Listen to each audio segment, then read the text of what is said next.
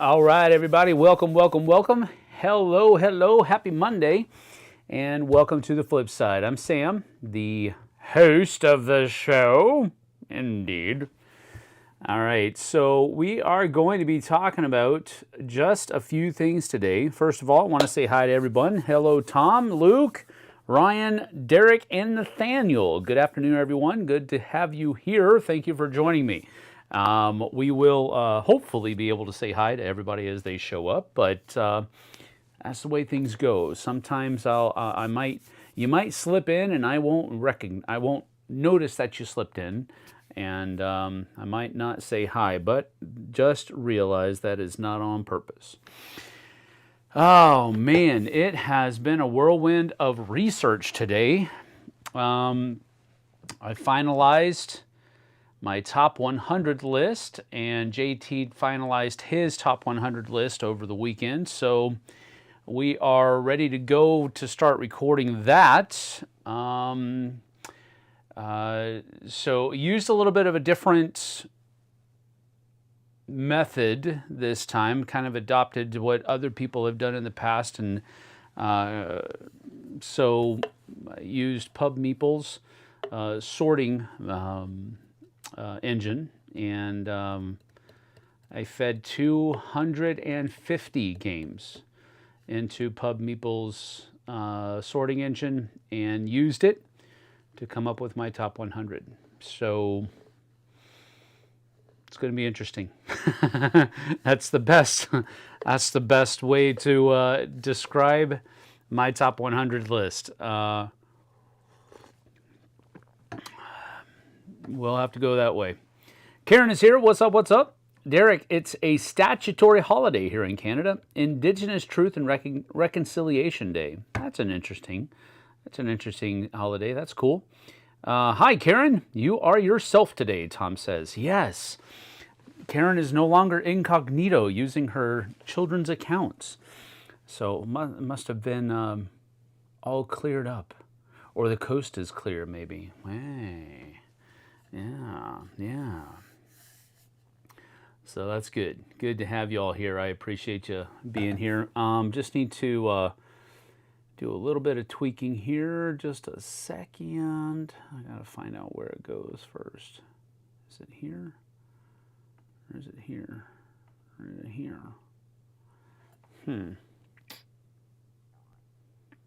Oh, maybe it's... No. I was looking at the wrong thing. All right, here we go. We need to go here, and we need to go to window.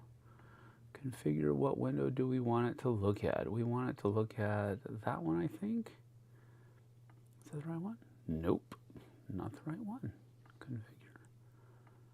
Maybe we want to go to...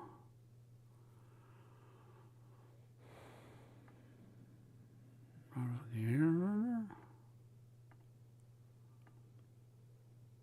No, that's also not correct. I want it to go there. We really want it to go there. Window, yes. Google Chrome. There we go. That's the one we want it to go to. All right. Before we go there, though, we do want to just spend some time chatting here.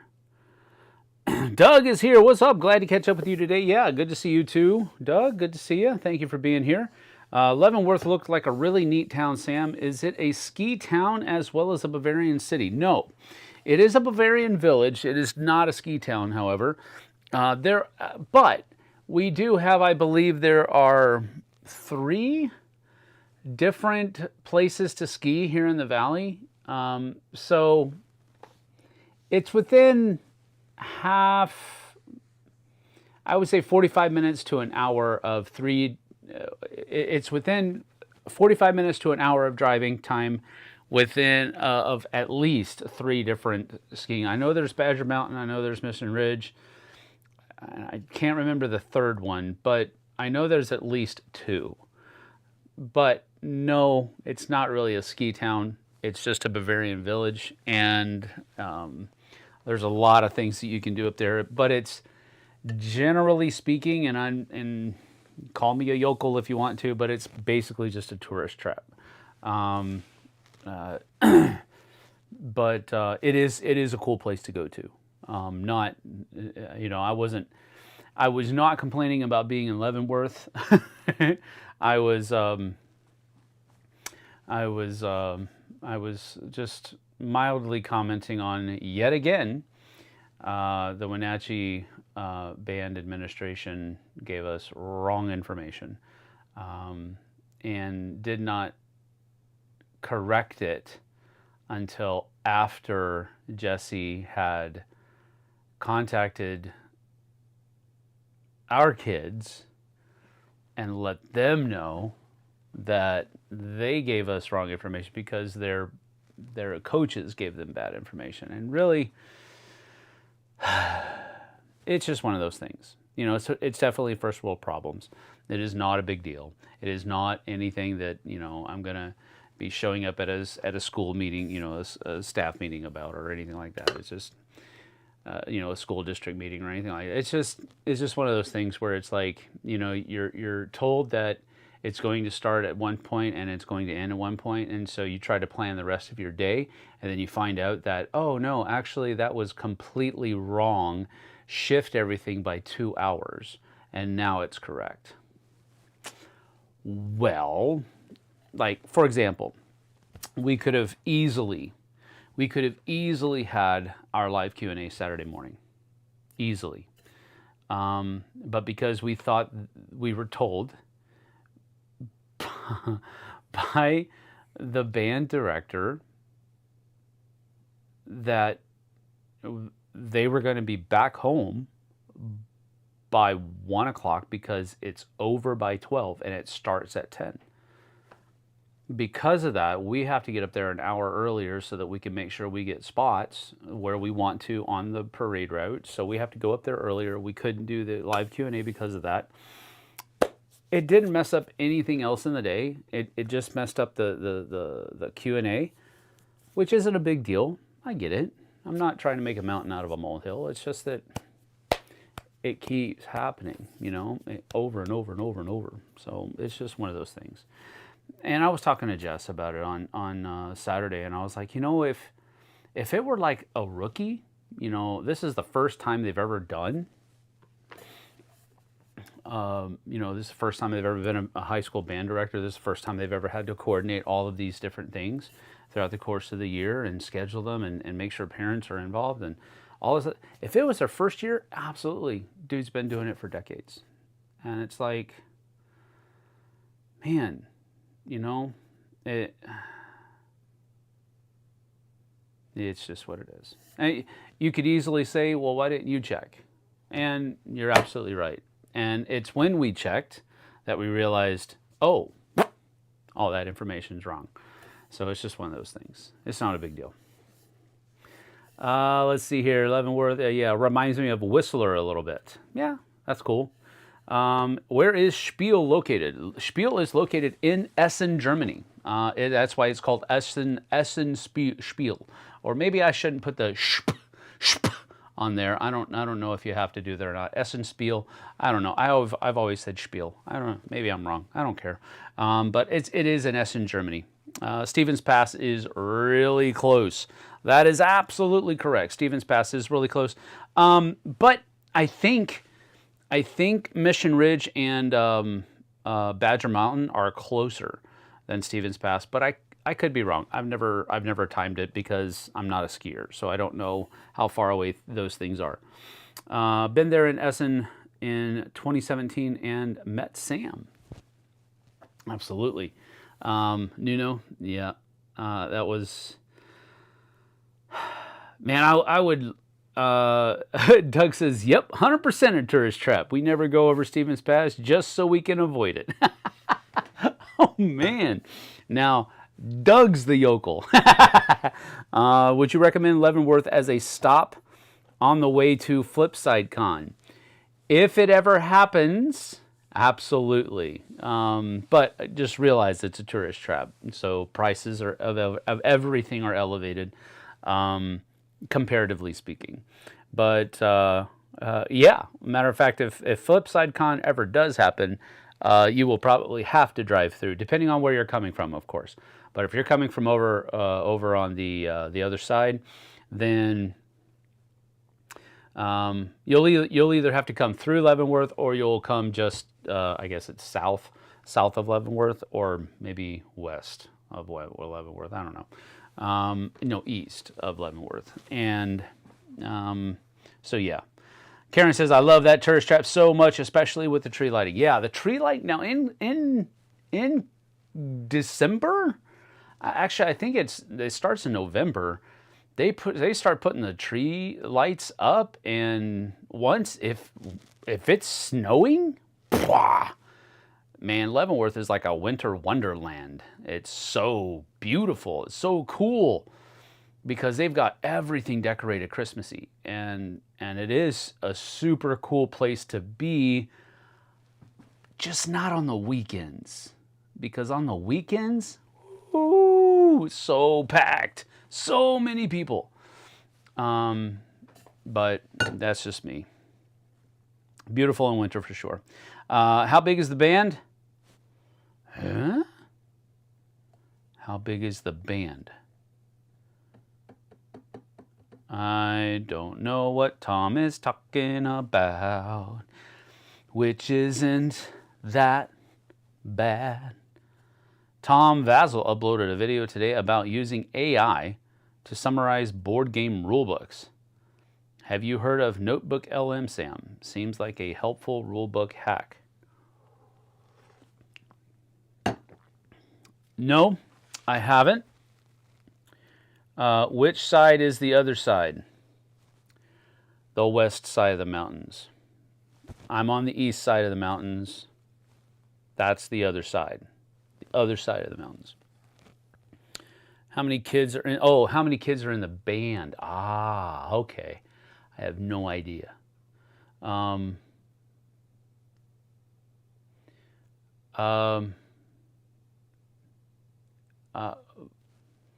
Better put, I don't care.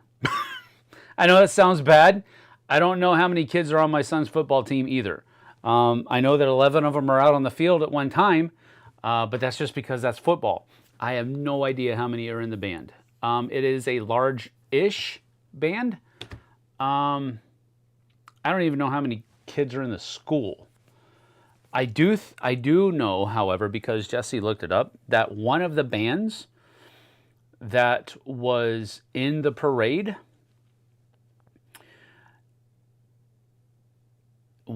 the town that they were from, the population of that town is less than the population of Wenatchee High School or Eastmont High School.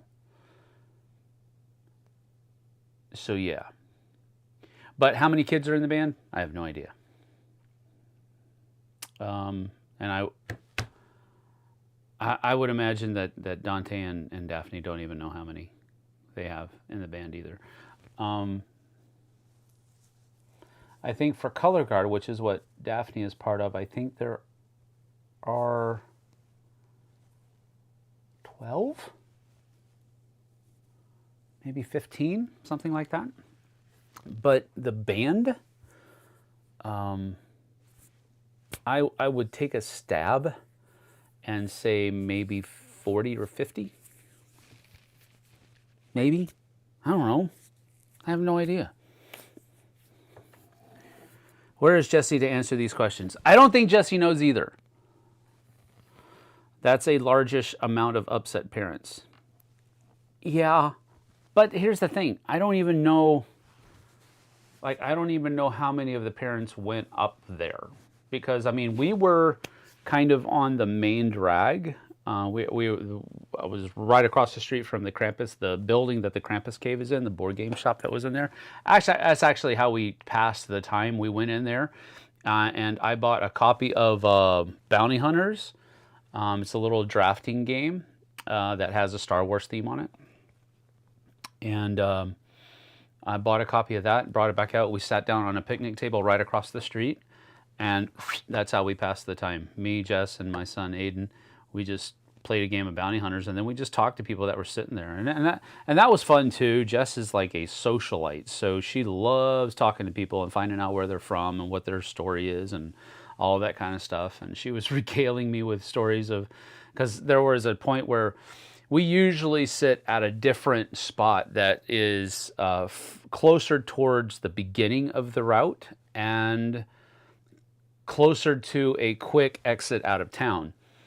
But because we got there so early, we were like, let's walk into town and hang around for a little bit, and then we'll walk back to our seats. Well, we actually found pretty good seats in a really cool spot. So later on, I had to go back and put more money on the meter for the car where I had the car parked, and I took the chairs that we had brought back to the car.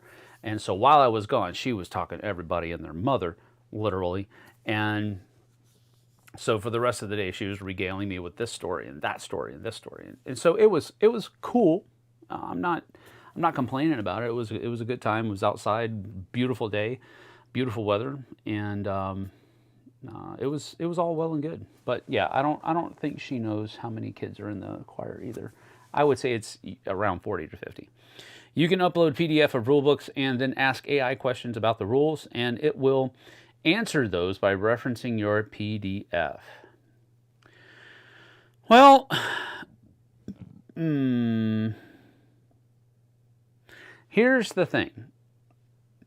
Yes, I am on live chat. Thank you, Luke, for saying that. See, we're talking about the parade debacle. Is David in the chat? I don't see him yet. He usually pops up and says hello. I don't see him yet. But here's the thing. I am one of those people who is, and you can put me on all of those get off my lawn memes or whatever you want to call it.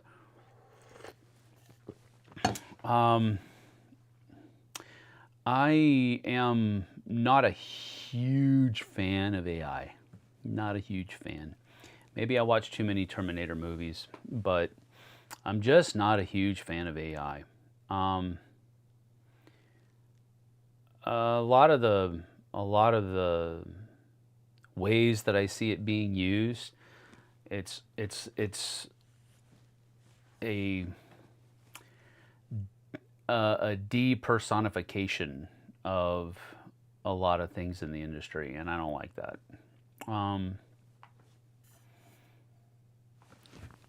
But it is what it is. I mean, if you use it as a hack to help you understand and read rule books faster, yeah, sure. Go for it. I'm not a... was Tom being pro this thing? I guess he was saying. I saw the thumbnail where it says, throw your rule books away or whatever. But yeah, I don't know. I would, well, I don't know. It would figure it was a Saturday that I had no plans. Could have joined for an entire chat, and there was no chat. I get it. I was the same way. It's scary how AI can be used to mimic real people. Hard to know what is real. No, yep, Tom is pro on it. Well, Tom is probably pro anything that gets the game to the table faster. And I can see how this would definitely help with that. I guess it's not any different than anything else, because your AI is going to interpret the actual text and formulate the answers to your questions. But I don't know. Are we at that point where we can't just read a rule book? Where we have to, I don't know. Are we at that point where it takes too long to read through a rule book? I understand some rule books are freaking huge. I get that, but I don't know. Golly. No to AI also will be a big problem, I think. Well, I'm not absolutely there yet, but I'm just not on board with it, I guess. I don't use it. I don't play with it. That's kind of the creepy thing with me, is that people like talk to it more than they talk to real people. and maybe that even is an overstatement, but it seems like they do.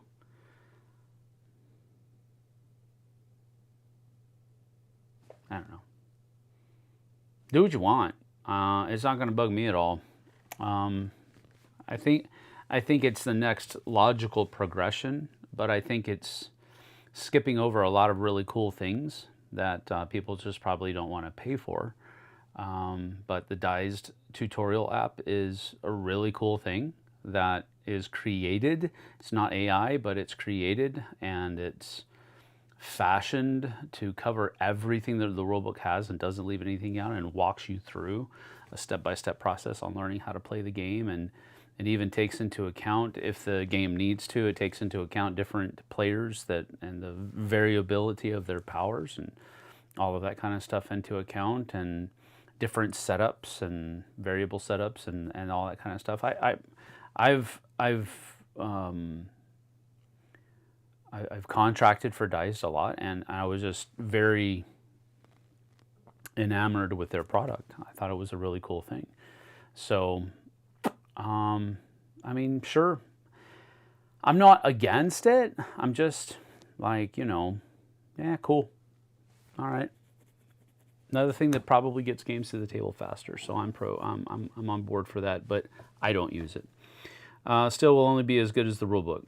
Yeah, that's true. Our pastor at our church is using AI to translate videos of himself preaching in other languages. Amazingly, it looks like he is speaking perfect Spanish. I'm not sure I agree with it. Yeah, that's a little deceptive. What if somebody walks up to him and starts speaking to him in Spanish, and he's like, I don't actually speak Spanish. That was AI. That would feel weird. Awkward. So many rulebooks are written poorly and the related rules are scattered around the book. The AI uses the pastor's voice to speak in the other language and changes the mouth movement to mimic the language. Wow. Man. Have you ever tried Board Game Arena? Yeah, I have played games infrequently on BGA. I don't, but I don't play a lot. Like, I know there's a lot of people out there, especially after COVID, where they just played games and games and games. Like, I would say probably 99.5% of the games that I've ever played have been face-to-face. I don't think that BGA will ever account for a large amount of my game playing. Have you ever, hello Matthew, good to see you, thank you for being here. All right, well, let's see here. We're going to talk about, let's first of all, before we get to the Essen stuff, because I want to talk about the Essen Spiel preview. So we're going to scroll through those. Now, there are over 1,200 games, so I'm definitely not talking about all of them. But I'm also not going to basically, we'll scroll through and we'll touch on some of the ones that interest me. And I'm going to make a top 10 out of those for later on this week as well. So are we now using AI for speaking in tongues?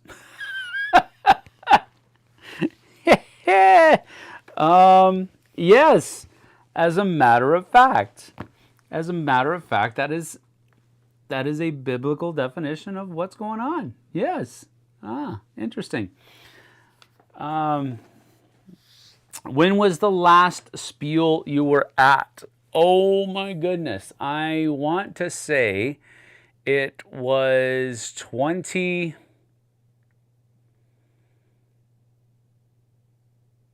I want to say it was 2018. Maybe 2019. I don't think it was 2019 though. 2019. No. It was 2019. Yep. That's the year that I went to Spiel, and finalized my contract with Mythic Games. Yeah, 2019. That was the last time. Tom was very gracious and allowed me to use the time, well, part of the time that I was there. I still had my regular booth shifts for the Dice Tower, but he allowed me to use my free time to connect with other companies and interview with them, and spent some time with them. So yeah, 2019, that was the last time I went to Essen. Feels like such a long time ago, but it kind of isn't. Hi, Strider. Yeah, you got to make noise scratching at your chain, don't you? I know. Yeah, you're itchy. He's like, sorry, Papa. Let's see here. I watched a video the other night about people getting addicted to AI, even falling into love with chatbots. That's super freaking creepy. I guess if they make movies out of it, it's true. Well, partially true. There's a movie made in the 70s about a smart home. Spoilers, the house is a murderer. Oh, they even made one, I think Scarlett Johansson was the voice, the AI voice that the Emperor from, oh, what was it? Oh, I want to look that up now.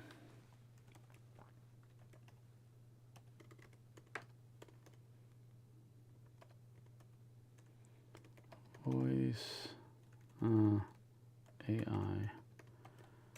I don't know if I should be doing that.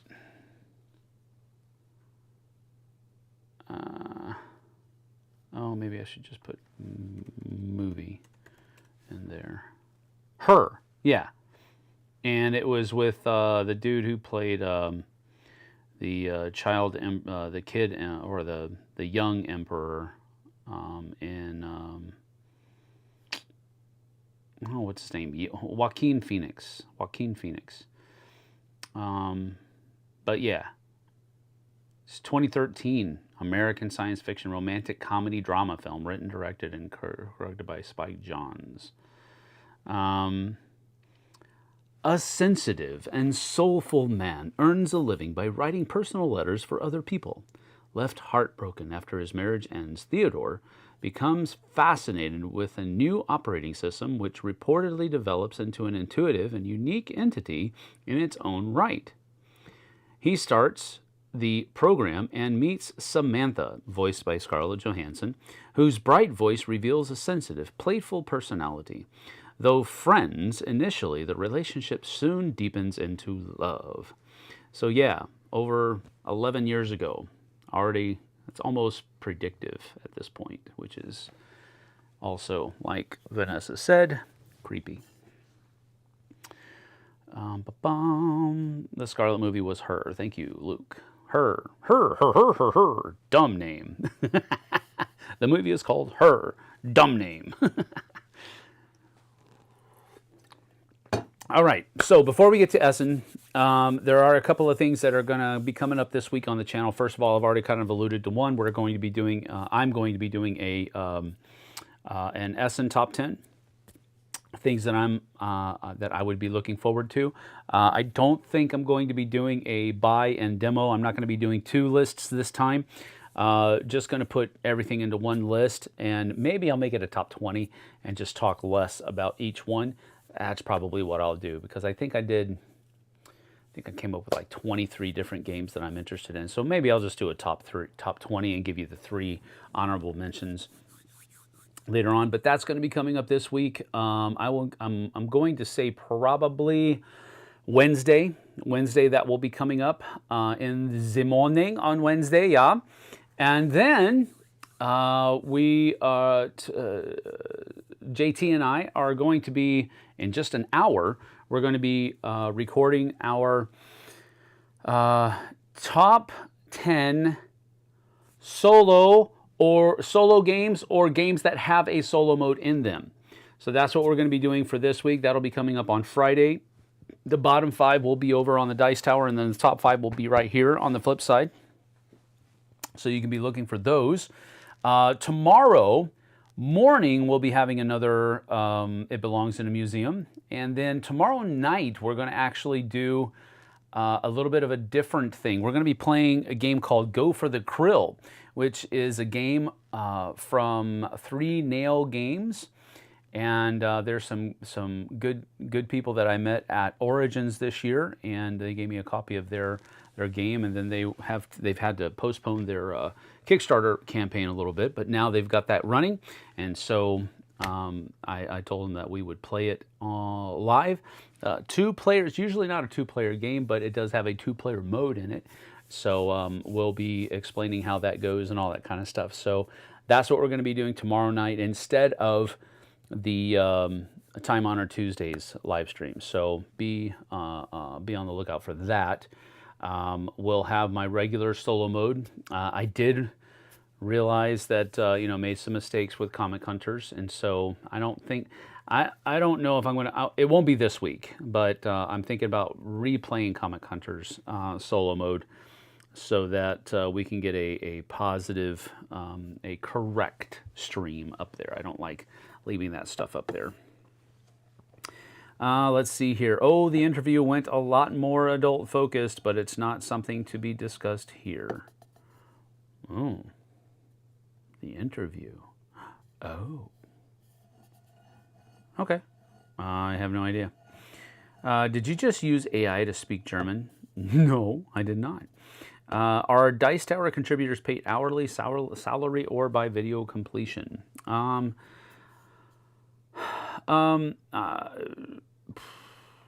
don't know about anybody else. I think it's dependent upon whatever they agree on with Tom. The agreement that Tom and I have is that it is a salary, that I get paid a certain amount, and there is a certain number of videos that I'm expected to produce in order to be congruent with that salary. So there you have it. When you say night, how late? Well, how late? Well, here's the thing. It's largely dependent upon when everybody gets home. Jessie used to get off at like 1 o'clock in the afternoon on Tuesdays. She had a short day on Tuesday because that's just how her schedule used to be. But now her schedule she doesn't get off work until 3:30 in the afternoon, and then Dante has to be taken to his horn lessons, and that's not done until 4:30. So it's usually 5:15 at the earliest that we can get to it. But now since Aiden is in football practice ends at 5:30, which means that I can't get back here until about 5:45 at the earliest. That's if we leave right at 5:30. So it's usually around 6 our time, which makes it 9 your time. That's just how it is, and there's nothing we can do about it right now. But after football is over, we'll probably cut an hour off of that and get it an hour earlier. But not. Have you played Comic Hunters at 2 yet? No, I don't think I've played Comic Hunters with just 2 people. I've played with, I've played the solo mode, and I've played with multiple people, but I haven't played with just 2 yet. That's something that we might need to do. The September drawing, yes, that is coming up because I believe, if I'm not mistaken, today is the last day that people can join. Let me pull up my voice das. There it is. Yeah, today is the last day. So midnight tonight is the last day that people can enter our September giveaway. And that is going to be, I'll do compiling and everything. And we'll definitely have the announcement on Saturday morning during our live Q&A of who is the winner of our huge giveaway. And then next week, I'll have that top 10 done for the top 10 team games. So that will be happening. I think Jordan Schoenberger gets paid per segment. He told my friends and I this info once. Cool. He actually lives really close to me. All right, cool, cool, cool. Last day for the All-American prize draw. Yes, that is correct. I'm sorry we could not do this one international. It is just too much stuff. It's gonna be a little crunchy shipping what we have just to the U.S. I can't imagine what it would be if we had to ship something to Europe or even Canada. Canada even is being. It's not Canada. It's our postal service, and it's just not cheap anymore. Shipping stuff is just not cheap anymore. That's the long and the short of it. You can just announce me the winner now. I could, but that would lack integrity, and so I'm not going to do that. Total understanding. I know you are, Derek. It's not a big deal. All right. Hoping I win so you don't have to ship that huge set. I'm sure there's another reason why you're hoping you win. Not just that. All right. So that's what's coming up here on the docket here in a little bit. So we've got the Essen top 10 or 20, depending on what I feel like I want to do. And then we've got the top 10, bottom 5 and the top 5 coming up on Friday of solo games or games that have a solo mode in them. We'll have the September giveaway top 10 coming up next week. That's going to be the top 10 People's Choice, the People's Choice top 10 team games. And the definition of team games was broad, and I'm fine with that. So team games included 1v-all games. It did not include cooperative games, however, because I don't consider cooperative games team games. I wanted it to be where there was one side and the other side. And generally speaking also, in my mind at least, I don't consider two-player games to be team games. So we'll see how that goes. My interpretation is not going to be infused into the list. I am simply going, unless, you know, if somebody says, here's my top 5 team games, and one of them is clearly not a team game, I'm not going to include that. But again, other than something like that, where it's an extreme case where they put this game on there because they, held their tongue just right and squinted their eye and blurred their vision just enough for it to look like a team game. Those extreme cases, I won't count those. But other than that, I'm not going to infuse my interpretation of team games, other than the parameters I set upon it in the video where we announced the giveaway. It's just going to be based upon what everybody else has sent in. That's it. And so I'm going to compile that information, same as we did the other the last week, where a fifth place game will get 1 point, a fourth place game will get 2 points, third 3 points, 2 4 points, and 1 will get 5 points. And whoever has the most points will be 1 through 10. And if there's ties, we'll have tiebreakers. So there you go. I think Sam should deliver it in person. If it's close enough, which it probably won't be, if it's close enough, I will think about that, because it might be, a tank of gas might be cheaper. So, yeah. Delivered by Sam with a singogram. No, no, no, no, no. That will not happen. How many board game themed songs are there? I have no idea. Have you heard of Celtic Challenge? My husband picked it up. Celtic Challenge. No, I haven't looked at that. Celtic Challenge. Board game. Oh. A game of chance and strategy. It looks cool. Ooh, it's only got a 4.3 rating. A 1 complexity out of 5. Dang. It looks cool. That's got to be somebody's. Holy cow, man. That looks really nice.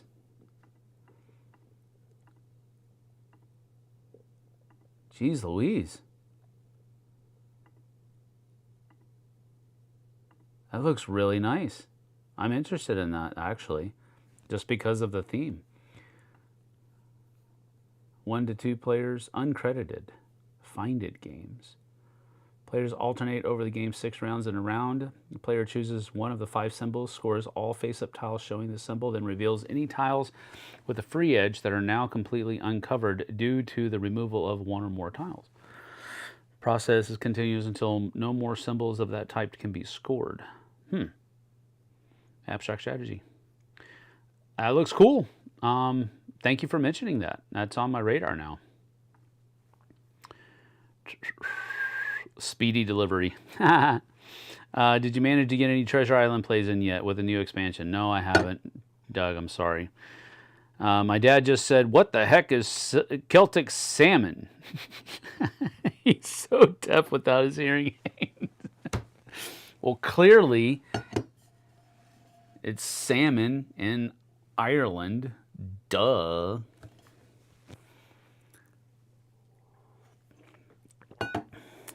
Pretty sure that's what we call salmon in Ireland, Celtic salmon.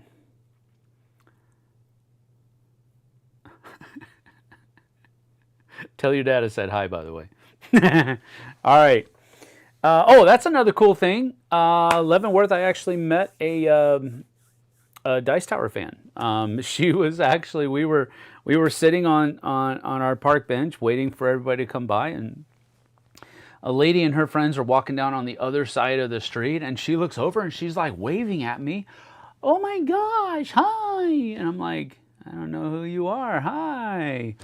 And she goes, no, you're from the Dice Tower. And I'm like, oh, okay, yeah, hey, how's it going? And she was like waiting, so she came across the street in between bands, and I gave her a hug, and we talked for a while, and she talked about how I didn't even get her name, so I felt kind of bad about that. But she talked about how she's been watching the Dice Tower for years, and bought a lot of games based on our recommendations, and she's started a ladies board game night in her town, and she's been doing it for years now, and I just thought it was a cool chance happening, and definitely made Jesse chuckle. But it was a neat little thing that doesn't normally happen, and I thought it was a pretty cool thing to get to meet somebody, just to have those worlds collide, and I thought that was fun. River dancing salmon, sure thing, Sam. I'm going to kill a fly, if such thing would. Well, I'm going to attempt to kill a fly because he keeps buzzing me. And she's here tonight. She's here tonight?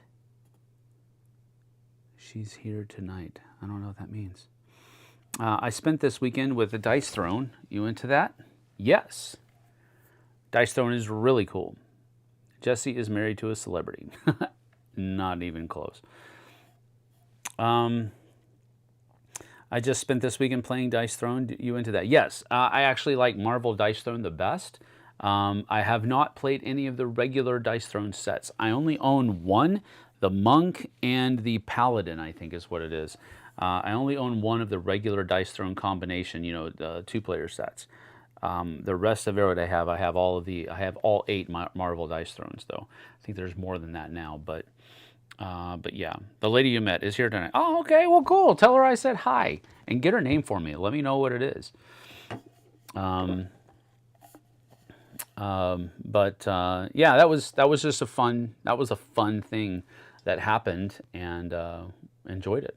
That was a really cool thing. We were able to sit there and talk to her for a while. I thought you had Santa. Yes, I do have Santa. I have the Santa versus Krampus as well, but that's kind of a one-off. I don't think that's part of the, maybe I'm wrong, but that's not what I considered part of like season 1 and season 2. But maybe I'm wrong. Maybe it's part of one of the other ones. Okay, I enjoy Paladin and Pyromancer. You getting the X-Men packs when they release. I don't know if I will. I'll probably, if they have Wolverine, I'll probably get him. I don't...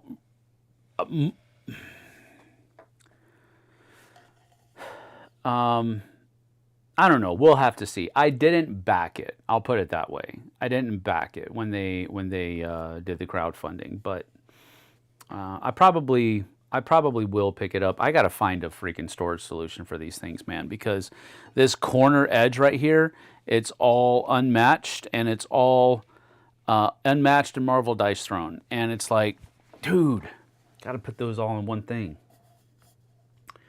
What's up, Bob? How's it going, man? No, I didn't. Stop asking me.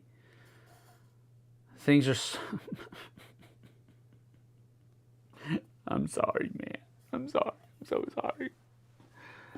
Oh, dude. So many things to do. I want to see what the co-op mode is like. Yeah, I do too. I think that would be a cool thing, but I don't know how that's going to be available after the crowdfunder. So we'll see. All right. Didn't ask. I know you didn't, buddy. Every time I see your name, though, I ask myself, what's the meaning of life? River dancing salmon. All right. Well, okay. Here's what I want to do. I have the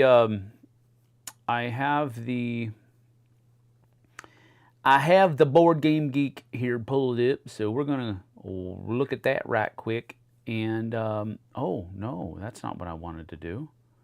Why did it do that? There we go. Now we're on this, and so if you go to the main page of Board Game Geek, you will see that it has these little spots right over here, and you can click on it. Spiel Essen 24 preview. Deal with it. I don't know what that means, deal with it. But if you click on that, it actually brings up, and they've actually added 4 titles because it was 1,219 titles earlier today. But it'll show you all of the different titles that are being brought to Essen by the different publishers. Now, here's the thing, the caveat is you can go over here and put in some filters. And I would... So if you're only looking for standalone games, or if you're only looking for expansions, you can do all of that.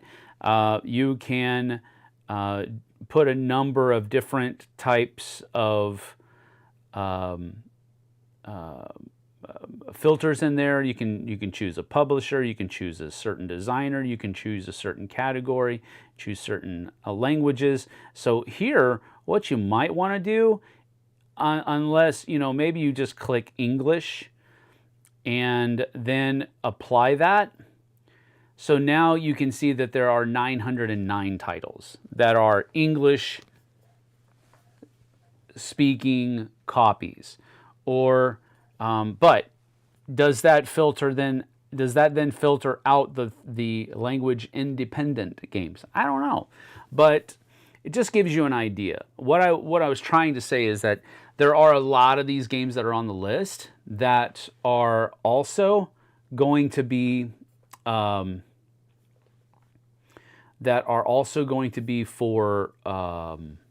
they have two versions. Like they have a German version, and then they have English and Polish and whatever else. So a lot of the times, like this one right here, will have it's an English and German edition. So you get the idea. So what I was thinking we could do is just go through this for a little bit and just pick up some of the ones that might be of interest to some of you guys. Let me take that out and put this back over here. Hopefully that didn't change. Yeah, okay, there we go. Because I want to be able to see your guys' comments as I'm looking through here. So I apologize.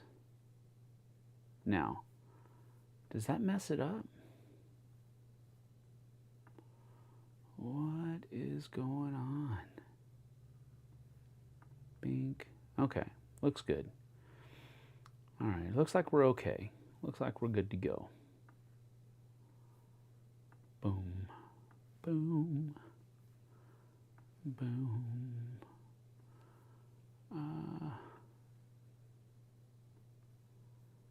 And let me just make sure. Okay, we're good to go. All right, so as we're looking at this here, a lot of these things, like for example, self-published Witchcraft, Maxine Metzger, I have no idea what this game is about. So if you guys have any clue what this game is about, you have to let me know by speaking up. All right. So I'm stoked about that too. I imagine it'll be like Dice Throne Adventures. Keep us posted on when Comic-Con is happening. Maybe I can attend one someday. We will. We hear you but don't see you. Okay, well, yeah, just the BGG page. That's all we wanted. That's all I wanted to do. I don't have the ability to put. I don't have the ability to put a picture-in-picture onto this thing here. So we'll cut back and forth. Don't worry about. You don't need to see me anyway. Okay, so 7 Merry Monsters. Again, this stuff isn't really doing anything for me. Smoothie Wars. Sellers compete to sell smoothies at different locations on a tropical island. Boring. Fishing. Use card tricks to catch fish, then use those fish as bait to catch more. Free Fart USA. Free Fart USA. Visit the cities of America and gain extra cash on the long east-west connections. Funkenschlag Outpost. So this is Power Grid Outpost. Spread your network with power plants, shelters, and technologies. That actually looked a little bit interesting to me, but I was like, it sounds like it's just Power Grid with, on the moon. Pass. Bold Rouge. Card-driven Pentacue. I have no idea.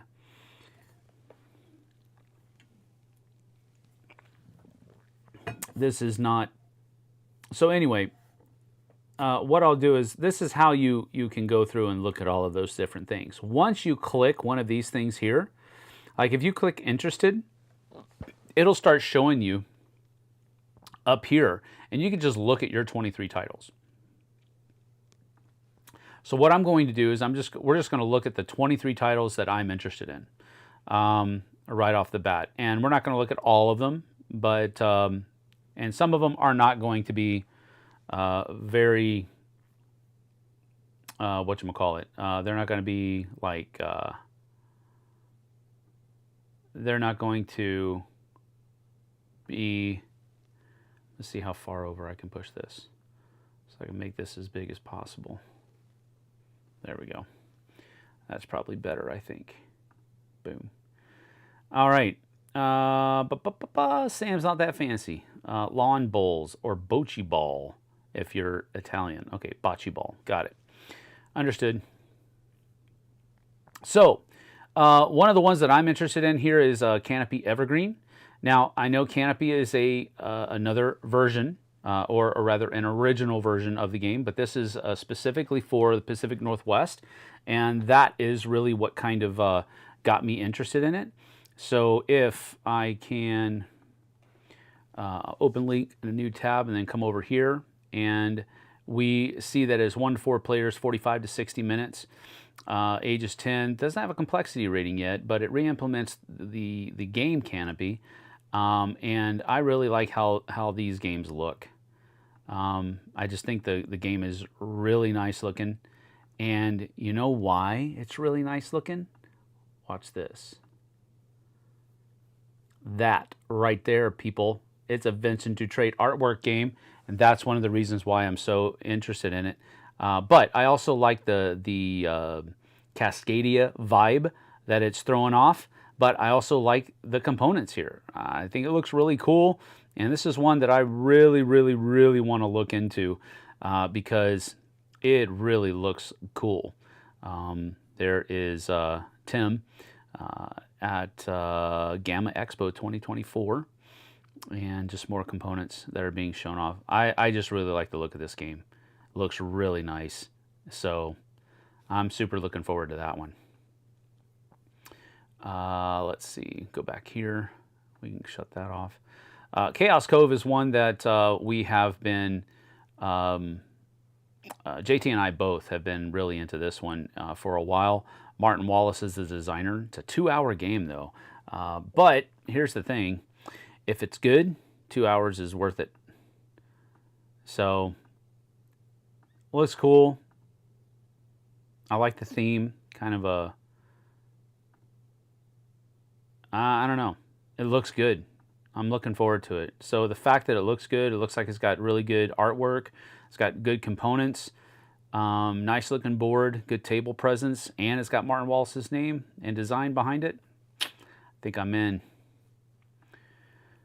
The Cyclades Legendary Edition, my goodness gracious.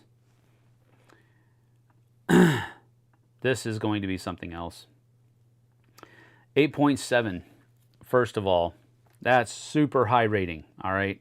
Cyclades is something else, and this is the minis that come. These are just really nice. Artwork, it's used, nice artwork. So good, so good. And Cyclades is just a fun game that we've enjoyed playing over the years, and this is like a, you know, the creme de la creme of it. Looks so nice. Can't wait. I don't know if I'm ever going to get a copy of that, but I certainly hope I do. But that's one that's English edition coming from Studio H.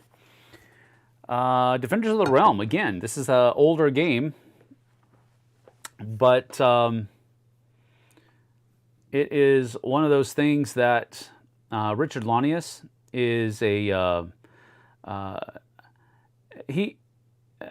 he's been a friend of mine for a while. And again, we're not like buddy. We're not like calling each other on the weekends and that kind of stuff. I've known him through the industry, spent a good amount of time with him at conventions and stuff like that. And you know, for example, he taught my son and I how to play his game.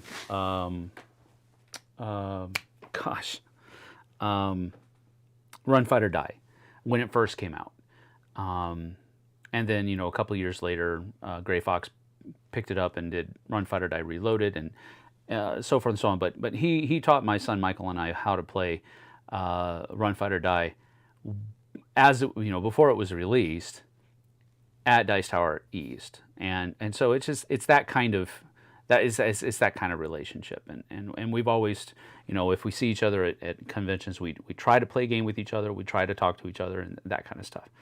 But anyway, this is just like a blinged out edition of Defenders of the Realm. Think a fantasy version of Pandemic. You know, instead of a bunch of viruses, you're trying to take out a bunch of you know, bad guys from the realm, and it's just a really neat looking game. I'm sure that's a lot of 3D printed components and so forth, but I can't imagine what this is going to be. It looks really good though. It looks really, really good. So that's why I'm interested in that one, that's for sure. So Defenders of the Realm there. Dream World, an unconscious mind game. Mind card game. This one and, oh, where's the other one? Unconscious Mind. This is the Unconscious Mind is the one that I'm actually really interested in. It has art by Vincent Dutrait, Yoma, and Andrew Bosley. So again, 3 great artists, but Vincent's work is what's really pulling me in here. But it's got that funky, what kind of art is this in it? And it's intriguing. It's intriguing to me. I want to know more, and I want to be able to play this game. So the Austrian neurologist Sigmund Freud established a revolutionary theory called psychoanalysis related to the study of the unconscious mind. As his work took hold, supporters met at Freud's apartment every Wednesday to discuss psychology and dream symbolism. This group, the Wednesday Psychological Society, marked the beginning of the worldwide psychoanalytic movement. So you are formulating therapeutic techniques, and I think it's a neat theme.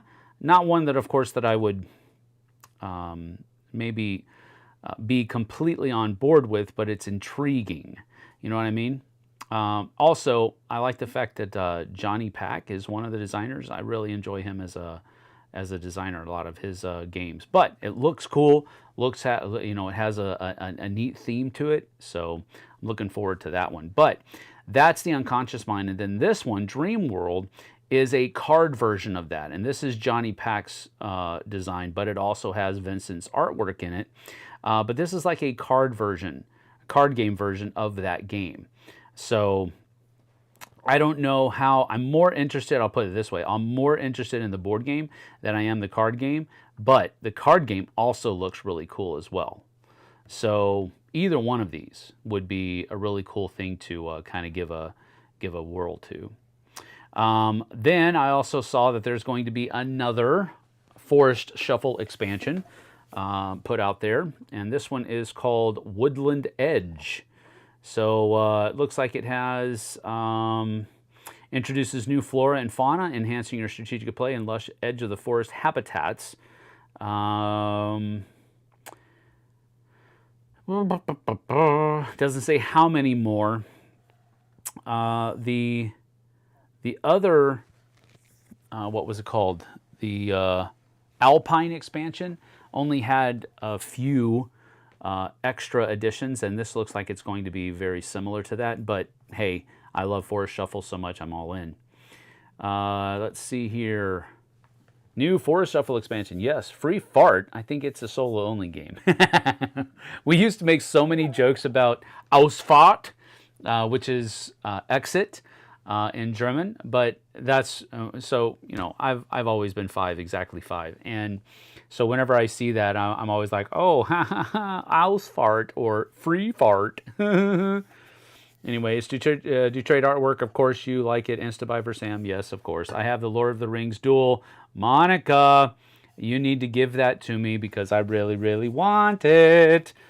Never played Canopy. Supposedly Evergreen streamlines the rules. That's a good thing. Never played it yesterday. It's good. Thank you for that positive thing. I wanted Lord of the Rings duel just because it's got Vincent's artwork on it, but I really want to play that, so that's cool. Chaos Cove does look good. I know someone in my game group will get Canopy Evergreen, so I'll get to play it at some point. Interesting thing for a game, but that weight rating, yikes! I know. Right, I look at those and get intimidated. The card game is more in my weight range. Can't have too much Forest Shuffle. That is cool. Yeah, let's see.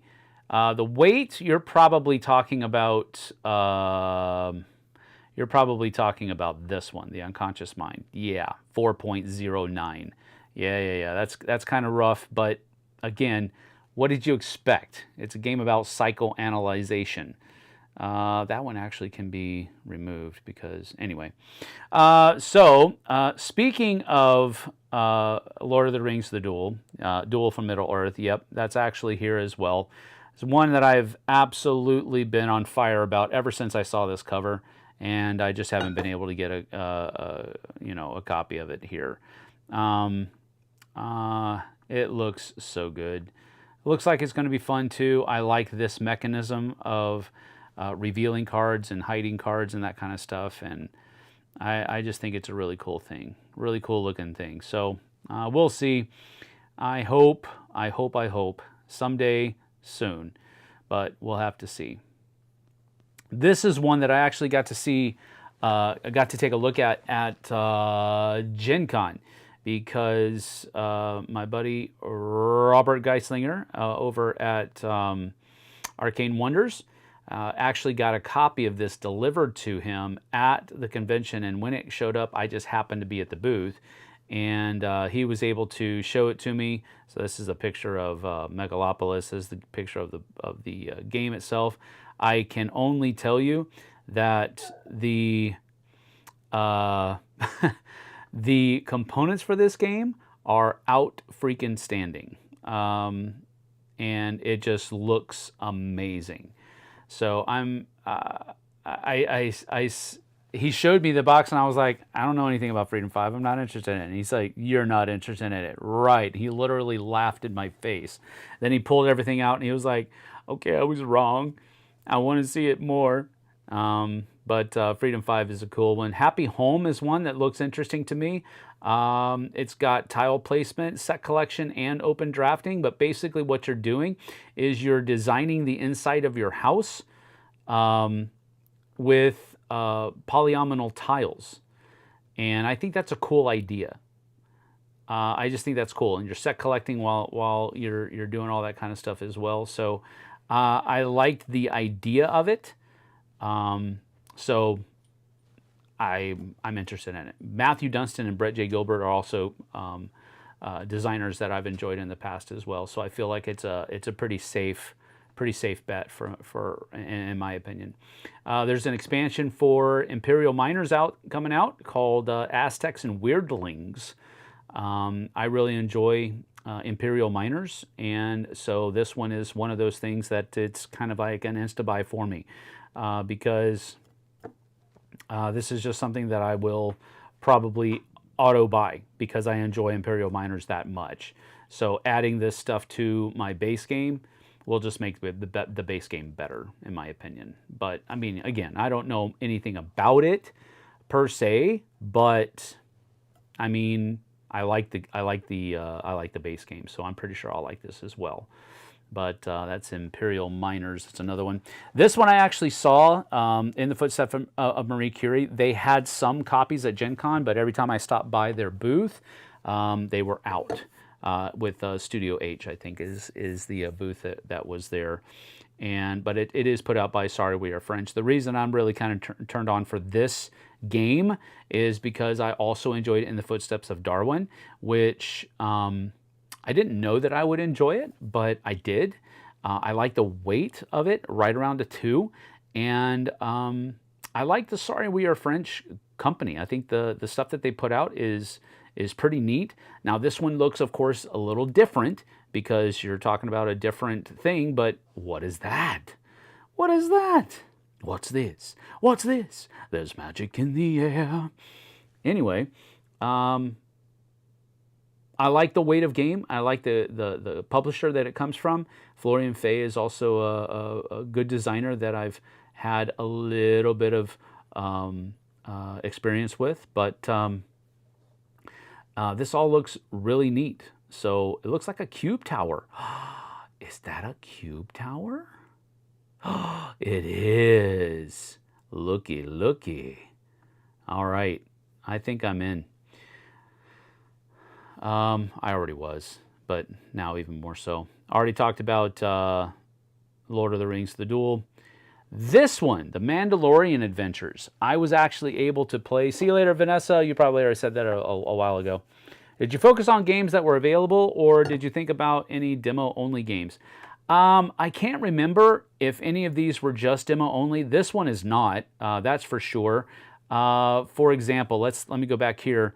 I'm pretty sure none of the ones that I've talked about yet, I don't know if Cyclades and Defenders of the Realm, those might have just been for demo only, but I think everything else has been available so far.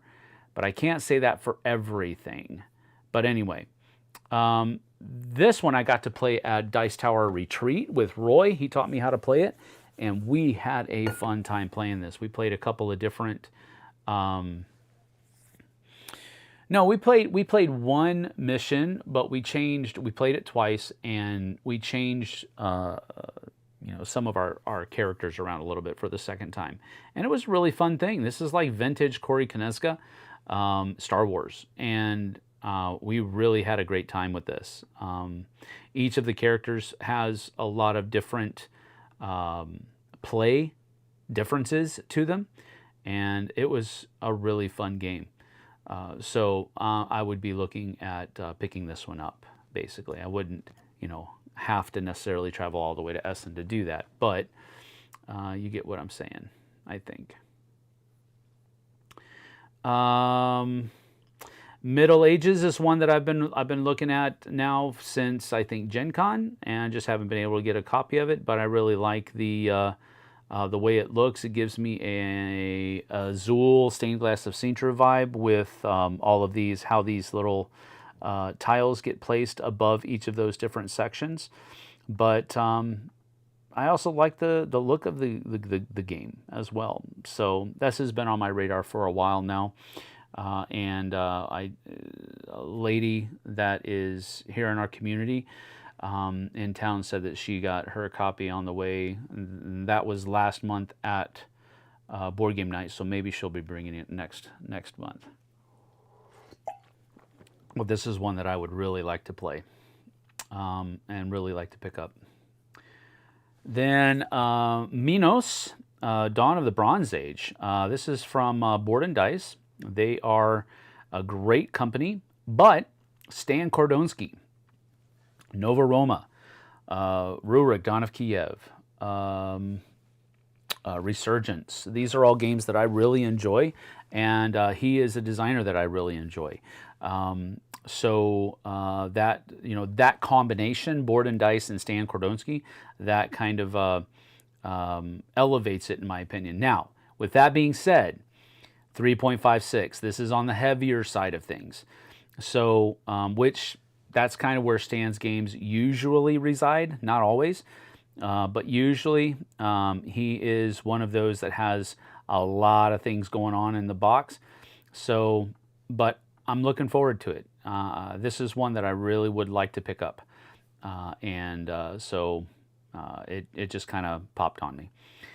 Rock Hard 1977 is one that is definitely one that I want to pick up. I'm a metalhead, so I mean that right there should tell you one of the main reasons why I want to pick this game up is because I'm a metalhead, and that's what your player board looks like. That just is freaking cool.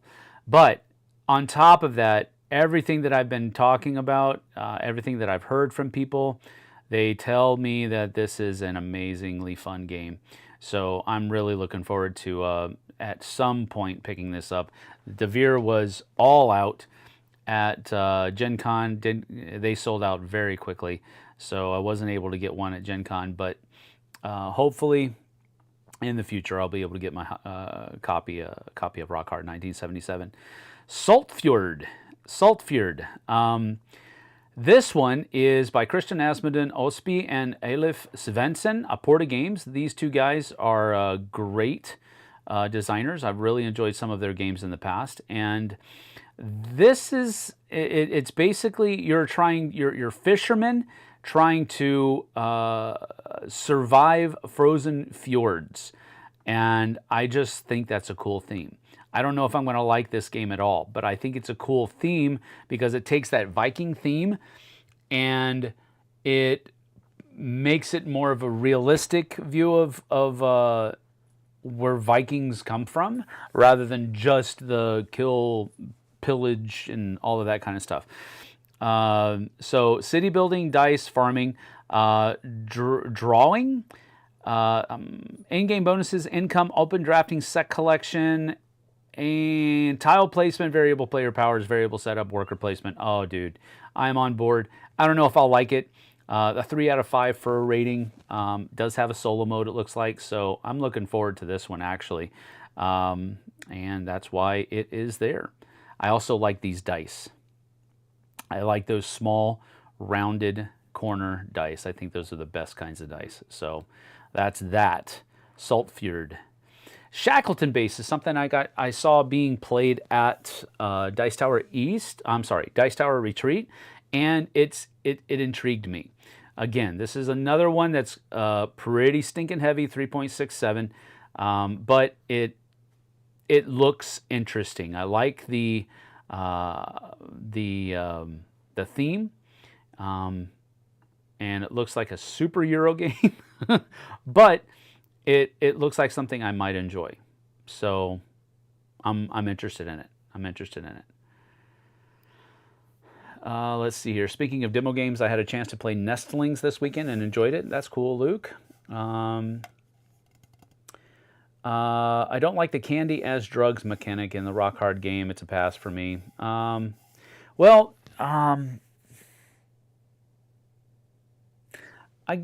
get what you're saying, Derek. And I haven't played it, so I don't know how much of that is instilled. You know, I don't know if it looks like drugs and then it's called candy or what. I don't, or if it is called candy and it looks like candy. I don't know. So I have no idea how I would feel about that until I play it, but we'll have to see. But Shackleton base looks very cool. Thorgal, I know, is based on a comic book series, and again, Portal Games is the main thing that is pulling me in here. But secondarily, it is absolutely the Norse theme and the Viking theme that's there. I also like these spiral bound boards where you open it up and you play on the board there.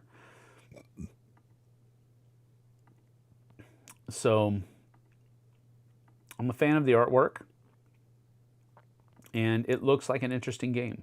So a lot of the things that are in the game are things such as, first of all, it's cooperative, dice rolling, hand management, multiple maps in that kind of a notebook setup, pattern building, and variable player powers, and the fact that they have scenarios. I like that. All of those kinds of things, all that wrapped up into a Viking game, just sounds cool to me.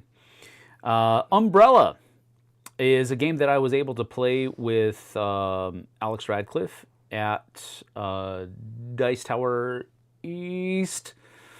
Vintage Detroit artwork, and normally that would be a clincher for me, but the artwork is not really, that's what the artwork looks like, you know?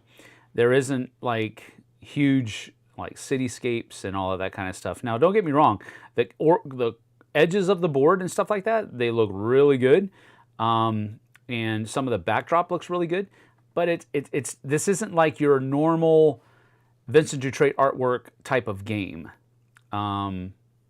But what's pulling me in for this one was the gameplay. I really enjoyed the game. That's why I've been wanting to get it. I stopped by Lumberjack Studios' booth at Gen Con, asked them if they had any copies, then they didn't. So, hi, Strider. I know. It's time for you to go out. I know. Oh, it's almost time for JT to be here as well. So we've got 3 more games here. We've already talked about the Unconscious Mind. Valheim, the board game. The designer, Ole Steinus. He's the designer of Champions of Midgard. And so it's a cooperative game, dice rolling, dice, icon, resolution, events, action, event cards. So you are, what's the tagline? 1 to 4 player co-op game where survival depends on strategy and teamwork. So again, it's a Viking cooperative game. So go figure. There's not a whole lot of information here, but Your objective is to summon and defeat the Forsaken, but you will need to prepare before facing the challenge. To get ready, you will need to gather materials, craft gear, upgrade your house, and defend yourself against creatures while doing so. I like the idea behind this. It's also a video game theme, so.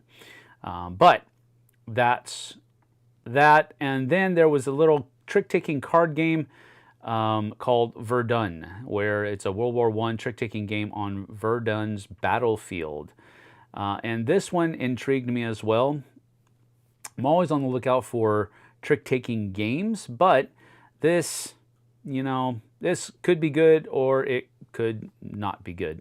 I don't really know, but I like to focus on World War I history, which seems like most of the time it's going to go back to World War II, but you never know. So I'm looking forward to maybe at some point in the future getting my hands on this game just to give it a try. So those were maybe that's better. Those were the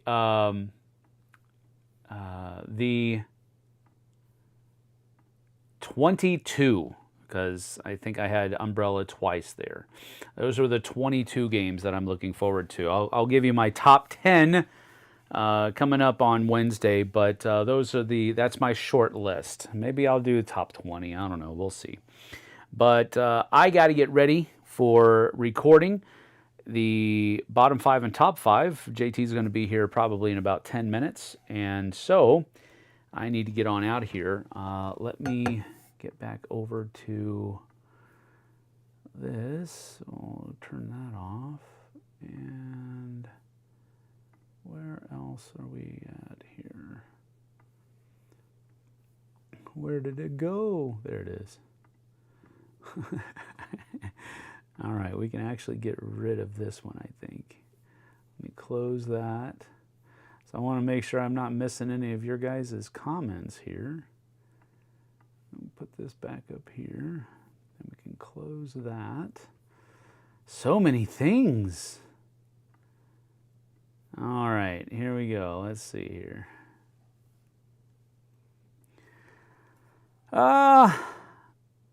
Speaking of demo games, had a chance to play A demo-only game that intrigues me is Viking Root. Huh. Oh! You know what? I actually looked at that. And it didn't look interesting to me. I'll go back and look at it. But it didn't... I actually did look at it, though. All right. Well, I don't think we have looks like candy but symbolizes drugs.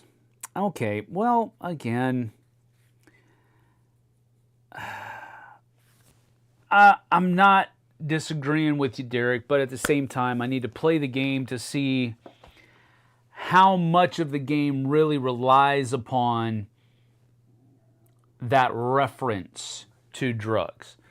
If it is supposed to symbolize drugs, but it doesn't look like drugs, and it and none of the game references it as drugs, I get it. I get what you're saying. For me, I don't want to make a from the hip judgment on it, because I want to see how it is in the game. What it's supposed to stand for, I get that.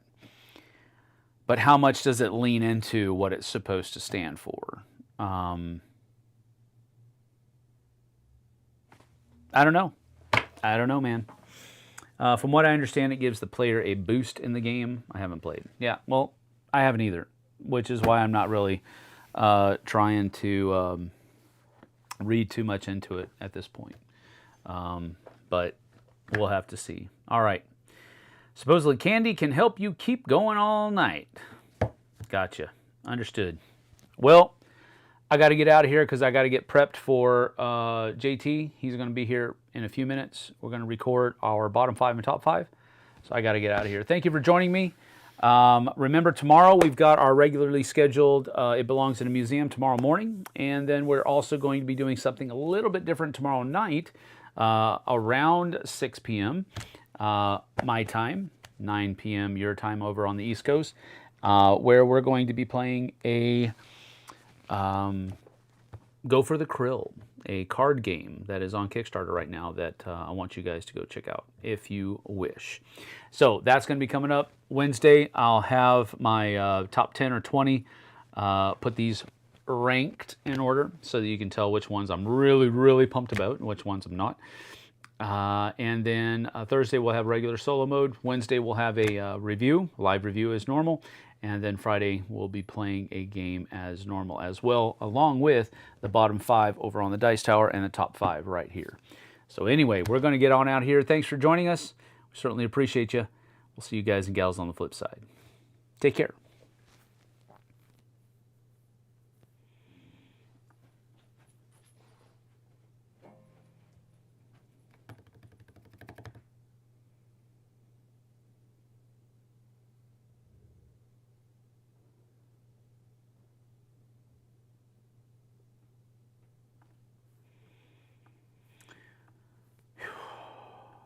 Strider, you need